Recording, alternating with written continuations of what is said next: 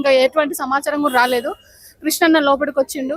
Sir యొక్క దుస్థితి చూసి, దాని యొక్క పరిస్థితి చూసి, కండిషన్ చూసి చూడలేక అన్న విరమించు, దీక్ష విరమించు, ఎందుకు ఇదంతా ఎట్లా ఉందంటే సార్ ఎంత చెప్పినా కానీ ససేమిరా వినలేదు. అన్న కూడా ఒక హామీ ఇచ్చిండు, నేను వెళ్తాను అక్కడికి వెళ్ళి నేను వాళ్ళతో మాట్లాడి నేను దీని గురించి ఏదో తెలుసుకుంటానని సార్ కూడా హామీ ఇవ్వడం జరిగింది.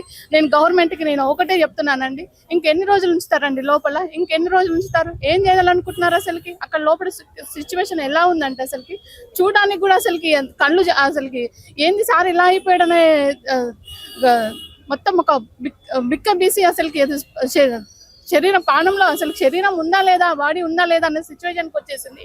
దగ్గర ముందు రోజే దీక్ష పట్టుకెళ్లారు. ఈ రోజుకి యాక్చువల్గా 10వ రోజు అన్నట్టు. ఇంకా కూడా గవర్నమెంట్ ఇంకా ఏం డిసిషన్ తీసుకోవట్లేదు.